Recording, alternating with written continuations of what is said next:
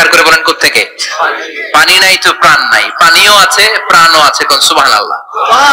বিজ্ঞানীদের ধারণা, তারা ধারণা করে বলেছে পৃথিবীর প্রথম প্রাণের নাম হচ্ছে অ্যামিবা। কি নাম? ওরা বলেছে এটা এককোষী জীব। It's a very small unicellular organism found ever in the world. পৃথিবীতে পাওয়া প্রথম এককোষী প্রাণীর নাম হচ্ছে অ্যামিবা। এটা এসেছে শৈবালের মধ্যে, এরপরে জুপ্লাঙ্কটন, ফাইটোপ্লাঙ্কটন, ব্যাকটেরিও প্লাঙ্কটন, একটার পর একটা স্পিসিজ প্রজাতি পৃথিবীতে ডেভেলপ করেছে, কোন সুবহানাল্লাহ। এই পানির কথা কোরআনের ভেতরে বলে দিল কে? এজন্য আল্লাহ বললেন ওয়াল কোরআনিল হাকিম, বিজ্ঞানময় কোরআনের শপথ। এই কোরআনটা বিজ্ঞানের ঠাসা, এই কোরআন আশ্চর্যের শেষ নাই, এই কোরআন কোনদিন পুরাতন হয় না। এই কোরআনের ভেতরে আল্লাহ দিয়েছেন হেদায়েতের মশাল, আর কোরআনটাকে বানিয়েছেন বিজ্ঞানের সুউচ্চ মিনার, জোরে কোন সুবহানাল্লাহ। ফিজিক্স পেলাম, ওয়াটার সাইকেল পেলাম, এবার পাতালপুরীর কথার দরকার আছে না নাই? পৃথিবীর একেবারে গভীরতম গভীরে কি আছে? এটা কিন্তু কোরআনে নাই, আছে। পৃথিবীর মাঝখানে যে উত্তপ্ত লাভা আর আগুন, এটা আপনারা জানেন? পৃথিবীর উপর দিয়ে আমরা ঠান্ডা পৃথিবীতে ঘুরে বেড়াই, কিন্তু এর ভিতরে কিন্তু আগুন, লাভা। আল্লাহ কোরআনের মধ্যে ফুটন্ত টকবগে সাগরের কসম খেয়েছেন।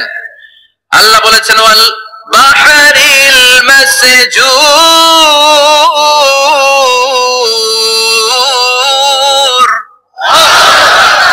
আমি কোরআনের ভেতরে ফুটন্ত টকবগে সাগরের পানির কসম খেলাম, পড়েন সুবহানাল্লাহ। সাগরের পানির, ফুটন্ত টকবগে সাগরের পানির কসম। সাগরের পানি আবার ফুটন্ত হয় কি করে? পানি কি হয়? ঠান্ডা। পানি কি? কথা বলেন। আল্লাহ পৃথিবীর ভেতরকার কথা চিন্তা করে বলেছেন ওয়াল বাহরিল মাসজুর। ইউনাইটেড স্টেটস অফ আমেরিকার নেভাল একাডেমির সায়েন্টিস্টরা এই আয়াতের উপর রিসার্চ করেছে যে সাগরের ভেতরে আবার এই ঠান্ডা পানির ভেতরে আবার উত্তপ্ত আগুনের লাভা আসলো কোত্থেকে।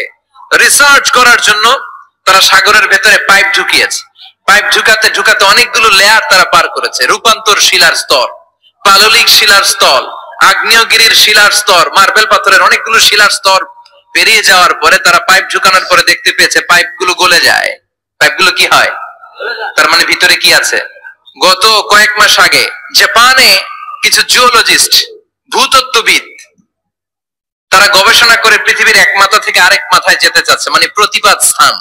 বাংলাদেশের এখান থেকে ছিদ্র করলে আপনি দক্ষিণ আমেরিকার চিলির সান্টিয়াগোতে যেয়ে উঠবেন। কথা বুঝতে পেরেছেন? তার মানে বাংলাদেশের প্রতিপাদ স্থান হচ্ছে দক্ষিণ সাউথ আমেরিকার চিলির সান্টিয়াগো। আবার ইন্ডিয়া থেকে ছিদ্র করতে করতে পৃথিবীর আরেক মাথা দিয়ে উঠবেন, সুবহানাল্লাহ বলেন।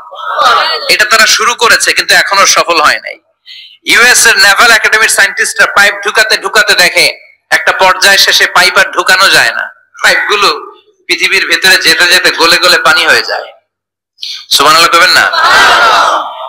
এই রিসার্চ প্রজেক্টের যিনি চিফ, উনি বললেন bring the waterproof pipe from America. America থেকে ওয়াটারপ্রুফ পাইপ নিয়ে আস।